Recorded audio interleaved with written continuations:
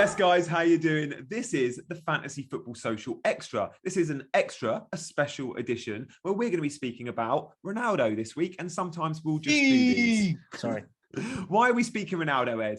Well, because Ronaldo is definitely one of the top two best players of the world, when ever. Where you fall on that is up to you. And because he's just moved to United, which is massive news for the Premier League, for football, and for FPL.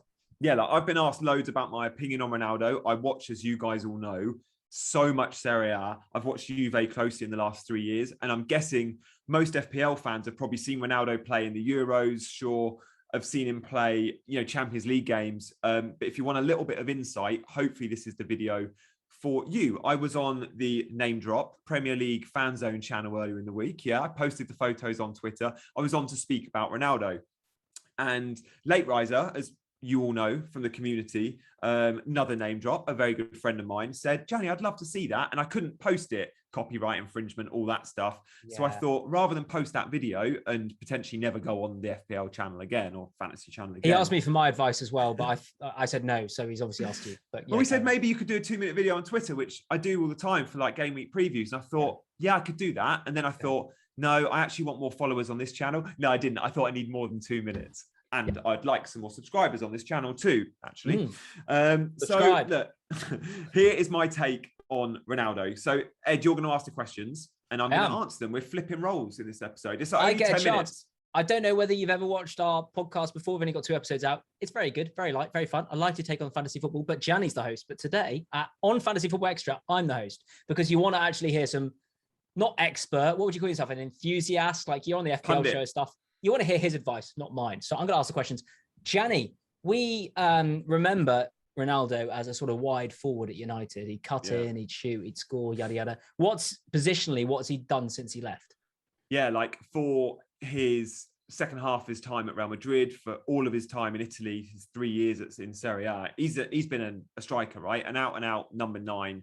There have been questions as to where he might play at United. Guys, many of you will be thinking like the same. I'm not telling you anything new here. Of course, he's going to be a striker. This is not the Ronaldo of old. This is not the Ronaldo that's going to run the channels. This is not the Ronaldo that's going to be hugging the touchline. This is a Ronaldo that will play down the middle. And for about 80-90% of his games at Juve last season, he actually played in the front 2. Now, that is his best system, right? Ronaldo with another forward. So he can still do his roaming because he will naturally be a left. He will come deep to get on the ball early. Was that a 4-4-2? Yeah, so it was Pirlo last season. Didn't work out too well, which gutted about. But it was a 4-4-2 in defense and a 3-5-2 in attack. So it moved. You had Cuadrado as the right back, and then he would go to the right wing in attack. Back, yeah, which worked really well. And Juventus were number 1 in the league for crosses. And you may have seen some of these stats. And look, this 10 minutes isn't going to be stat heavy at all. Our mate and colleague for Fest, Mark Southerns, you saw Black Box, many of you. And if you haven't, check it out, where Mark and Az looked at the stats and the numbers of Ronaldo's shooting and his defensive responsibility and his time at Juve. And Mark Southerns, just to put it in there, Mark Southerns doesn't watch Premier League games. He watches them and all he sees is matrix code running down the screen. And he sort of processes it and puts it into Black Box. So if you love the stats, go there. If you love the banter, come to us. Yeah. And you know what? I'm pleased to have contributed in a tiny way to that. Mark actually said to me, Ed, before Black Box, we had some discussion about Ronaldo. And I knew he was doing the Ronaldo episode. And we were speaking some of the stats and goals against some of the clubs. And he actually, this is all on DM. And he actually said to me, don't nick these and post them on Twitter before Black Box. I'm like, come on, Mark, I mean, how well do you know me? He asked me lots as well, of course. So no, look, the stats show that Juventus were top for crosses and Ronaldo is a poacher. And that's probably how his game has changed massively. At United, before when he wore that shirt, he was seen as the guy that, yes, he was ice cold in front of goal and a brilliant finisher. He was much more than that, right? And he wasn't the out and out 9 often. He is that now, and you'll see a lot of time in the box, and he needs chances to score goals because he's not going to create a huge amount out of nothing. Whilst he is still very explosive in sort of the 10, 20 meters, he's not going to go and run after lost balls or balls in over the top. And don't forget, centre backs are complete athletes that many of them will outpace him nowadays. Perhaps they wouldn't have done in the past. So yeah, he needs crosses, and Ollie's United we'll speak more later in the next 5 minutes about Ollie's formation, but Ollie's team don't get a huge amount of successful crosses into the box. That's going to have to change because Juve were number 1 in the league for that. And Ronaldo scored, I think, 6 goals in the 8-yard box last season for Juve. 6-yard box. 6-yard box, sorry. His best attribute now is his heading. Now, he's always been a world-class header of a football. The last 10 years he has. Probably the best forward in the game, right, for heading now. When he was at United last time, you probably wouldn't say his best attribute was heading, would you? No, you wouldn't. No. But I scored remember his first ever game for United? I always remember, it's against Bolton. He had those strangly little bits of hair that were bleached blonde. Yeah. And he used to sort of run there. And he was just step overs. Everyone, the joke was step overs, tricky little winger. Yeah. What he's made himself is unbelievable, isn't it? Yeah, it is. And part of that is down to it. He's just a physical specimen. It means he can hang in the air. It means he can jump taller than anyone. He broke the Serie A record for I think it was the amount of time in the air for a header against Sampdoria last year. You may have seen it doing the rounds on Twitter. Well, is that the incredible clip in slow motion where he jumps and it's like the defender's head's here and he goes out of picture. Yeah. And then he sort of comes down and wins. The defender comes down and he's still in the air. Yeah, it's unbelievable.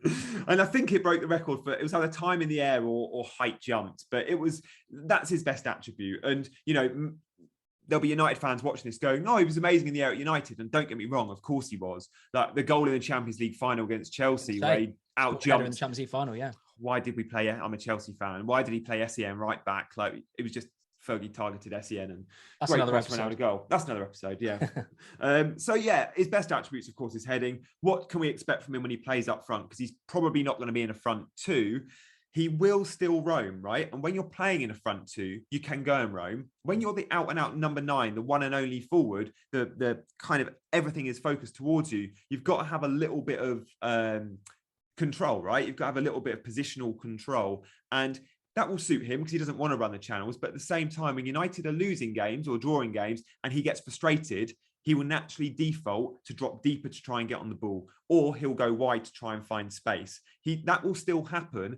And that can happen, sure, at United, but you'll need someone to go and fill in that number 9 channel when it does. So that will be one to keep an eye on. At Madrid, I always remember he wanted to be on the left, didn't he? With the front three, he always wanted to be on the left because he had the pace and he was still 28, 29, 30, 31 sort of thing. Yeah. And he could get in, he'd cut in and he'd have his shot. But now that's changed, as he's the number 9. Yeah, I mean, you think of some of the great strikers over the years, like Thierry Henry, that will drift left, and you see that same goal every time. That was Ronaldo, I guess, at the start of his time at Madrid, drifting left, right foot. The beauty of Ronaldo is lovely. Yeah, I mean, Ronaldo, the shift to a side and shoot, he's still as good as anyone at, right? He will get more shots than anyone in this Premier League season from game week 4 to the end if he stays fit, I believe. Right foot, left foot. You can't show him one side. He's got both feet. We know that. I always remember that hat-trick he scored for Portugal against Spain in 2018 World Cup. And the second, I think, is it the second goal or the first, where De Gea made a mistake and let it through, but he gets the ball and he just shifts it onto his left foot. Yeah. And with his left foot, he's so good. Not necessarily at placement, but just getting power. Just use your wrong foot, but just smack it. And De Gea obviously let it through, and that was unbelievable. And then he finished it with that free kick with his right foot. Yeah, so and Marquinhos looked at the shots and the shots blocked, which was outrageous. I think he had 50 shots blocked last season, way more than any other player. But that's because he's just not scared to shoot. So he will shoot in positions when the shot actually isn't on. But sometimes that goes through a leg or takes a nick, and it still finds its way to the goal. So definitely one to monitor. Like, we love that in fantasy. We also love a flat track bully in fantasy. We like to be able to guess when the hauls are coming. And Ronaldo in last season, and I knew this, I was talking to Mark about this before Black Box. I knew this before Mark looked at the stats, and he said, is he a flat track bully? Like, does he score against the top teams? And straight away I was like, Mark, he will score against all the weak teams. And in the big games, not that he plays poorly, but don't expect that same goal ratio, as you don't with many forwards. But it's scary how well he performs against weak opposition for fantasy. That's when you give the guy the armband. It's interesting, isn't it? The difference between like players, like, I mean, Jamie Vardy, for example, has an incredible record against the top 6. Teams. Drogba, if you remember, always in big games, cup finals, Wembley, like would score. Like, it's interesting. The different, like Ronaldo, you wouldn't call him. He's not a big time player. Of course, he's a big time player. He just won again. It's gone under the radar, but he just won the European Euros Golden Boot again. It's unbelievable. And so we've talked about lots of positives. What are the negatives? I mean, we've talked a little bit about that, but I mean, look, His hold-up play is not the best if you're going to play him as your out-and-out number 9. He will be targeted by defenders. His hold-up play is all right, but he's if you look at the best in Serie A last season as a number 9 with hold-up play, it was actually, and the irony here is, he's the guy that can't trap a ball. It's Lukaku. Lukaku's hold-up play was sensational last season, and we'll see it again this year.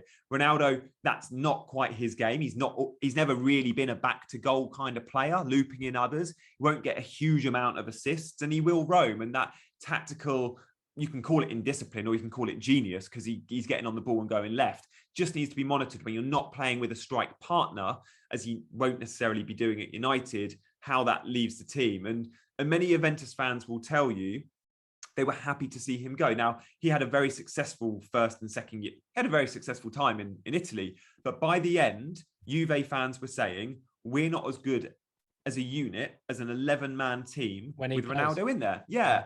And there was talk that with Ronaldo playing, you don't get the best out of a Dybala, for example, who before Ronaldo came was the shining star. And again, look at Real Madrid. Now, I'm not saying Real Madrid were improved without him. They weren't. They've struggled since, you could argue, in terms of Champions League. They'd won the Champions League 3 years in a row when he left. Yeah. I mean, and look at Benzema. Look at Benzema's goal scoring. Now, Benzema was used as the runner for Ronaldo, the assist man, the guy that occupies defenders to leave Ronaldo spaces. Yeah. But Benzema scoring. Now look at him. Yeah, exactly. He's left. He's stepped up, hasn't he? Yeah. So whilst Ronaldo will get all these goals, don't think that is goals added to a team. Some of them are. Many of them are goals taken off other players like Benzema that will still get them. For example, maybe in a different way. If Dan James had stayed at United, he'd probably get 30 goals next season if Ronaldo wasn't there, but he's left. So. Absolutely. Thanks, Ed. You'd say hold up is, so you won't run the channels, but you don't need him to at United. You've got your flying wingers for that anyway. Yeah. So the high press as well. Now, United aren't a team that as soon as they lose possession have to win it back. Juve wanted to do that. Pirlo wanted to do that at Juve. Guardiola does that at City. That doesn't really work for Ronaldo. He's not going to go. I think if you look at the defensive stats of forwards in Serie A last season, there was only one guy that was worse at sort of winning the ball back and tackles and stuff. And that was Zlatan Ibrahimovic, who is old enough to be, Ronaldo's, dad. So bear that in mind too. I mean, I think he's 2 years older than Ronaldo, but I mean, I don't know where you're from, so maybe that means, I don't know. I'm not going to say anything more. Right. And so... we could talk all day about Ronaldo. We could. A couple more questions. Number one, set pieces. This is the big conversation, isn't it?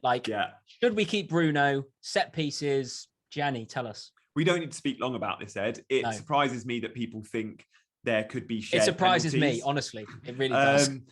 Do you guys think at Real Madrid, when Ronaldo went there was brilliant players on penalties and direct free kicks? Do you think when he went to Juve, there was really good set piece specialists? Of course there was. But Ronaldo went into both these clubs and said, I want direct free kicks and I want penalties. Yeah. And of course he got And I them. want 500 grand a week. And I want, exactly. He gets what he wants. It'll be in his contract at United, surely, that he gets penalties and free kicks. I mean, Bruno does have a better success rate with pens. Who cares? It's Ronaldo. Exactly. And look, when you take Bruno's penalty points off him from last season and the bonus he gets because of those penalty goals, Bruno doesn't quite look like good enough value to be spending 12 mil plus on. Yeah. Ronaldo perhaps will. Yeah, okay. And last question. Yeah. And this can be short, but will he start game week 4 against my team, Newcastle? Because I'll just say, if he does, then he will score at least 7 goals. Yeah, okay, maybe not the 7, but look, I was 50-50. I wasn't sure because I thought he was going to be playing more for Portugal. I thought he was going to have a trip to play Qatar, which was in Budapest or Bucharest, I can't remember, and then again in Baku for against Azerbaijan on like the Tuesday night. He's not in those games now. He's in Manchester already. He's going to have plenty of time. He'll train on the Wednesday, Thursday, run through Friday. He'll have a couple of sessions with the team. He'll be relatively fresh. He'll say he wants to start. And of course, surely Ollie starts him. So I think so. Will he play 90? I'm not so sure. Remember, he's only played 2 games this season, came on for Juve in Serie A. And he, of course, played against Ireland. We got a couple of goals. So yeah, I think he starts, Ed. But I just want to also touch on the United system very quickly. I said at Juve, he relied on crosses and they were so good. Don't forget, Cuadrado, Alexandro on the left, the likes of Chiesa, Bernardeschi when he played, Kulusevski, brilliant crosses of a football. They want to get the head down, get to the byline cross. Ronaldo, you hit him with a good cross in the air, he's got a very good chance of scoring, right? Now, how many crosses do United have? If they are playing Sancho, fine. We know Sancho on the right will beat a man and get a cross in. Brilliant. If Sancho is playing on the left, he wants to cut inside on his right foot. If Sancho isn't playing, injured, whatever, then is Pogba going to get to the byline and make many crosses when he plays on the left? Is Rashford going to? No, he wants to cut inside on his right. Is Martial going to when he plays? No, he wants to cut inside and shoot. Is Greenwood going to? No, he wants to cut inside and shoot. These guys are inside forwards. So therefore, you are so reliant on your fullbacks. Now, that's fine if you're Luke Shaw. Great. We've seen him last season bomb on, especially if it's like a Rashford. He'll go around the outside. He'll get assists. I'd be concerned at right back. Wan-Bissaka isn't going to get the crosses. If he is going to get the crosses, they won't have the accuracy. So you're reliant on the right-hand side on Jadon Sancho, which I think is fine. Sancho is a world-class talent. I mean, Wan-Bissaka is more a right back than a wing back, isn't he? Whereas Luke Shaw has turned into a sort of wing back. A wing back in a 4, even in a 4-4-2. Even in a 4-4-2, he's a wing back, Yeah, or 4-3 or whatever. Like, he will get forward in a back 4. Wan-Bissaka, I don't want to see past the halfway line much because teams are giving him space purposely because they want United to play the ball to him. Gary Neville pointed this out last season. Wan-Bissaka keeps finding himself in space in the top half of the pitch in the attacking zone, in and around the area. Teams are happy to let him have the ball there. Maybe not the area, just slightly before that, sort of, I don't know, 40 yards from goal. You give him time and space, he doesn't do much with it. But if he gives it to Sancho, he will. But one thing Ollie needs to do is increase that cross rate. And if he does, Ronaldo is deadly in the box. There's no better finisher. Ice cold veins. Yeah, he's going to be phenomenal in the Premier League. And if I had him for Newcastle, of course, I'd be captaining him. I can't get him in though. But, I think he'll be in my team very soon. Don't think I can get him in for Newcastle. Ed, you're on a free hit. You'll be owning him. I have a free hit, which is, you'll have to watch a podcast to find out why. But I am, and I will be captaining him, of course, against my team, Newcastle, because we've lost 6-0 to Man United about 5 times in my life. So it's probably going to happen again. Guys, let us know if you like these extra shows. If you do, comment below with any ideas for them. Like if you want to talk about a certain player or a certain team one week, we'll do them off the cuff, just like this. One thing I can promise you they won't have is stats. Why? I haven't got the time or inclination to go through them all. And 2, because people like podcasts like The Wire or like Scoutcast or like Black Box, they're your go-to. We're not going to beat them. We're not going to improve at what they're showing us. So leave that for them. Leave the soft chat, the positional play, the quick fire stuff for us, and we'll try and produce those videos when we can. Like, comment, subscribe. Thank you.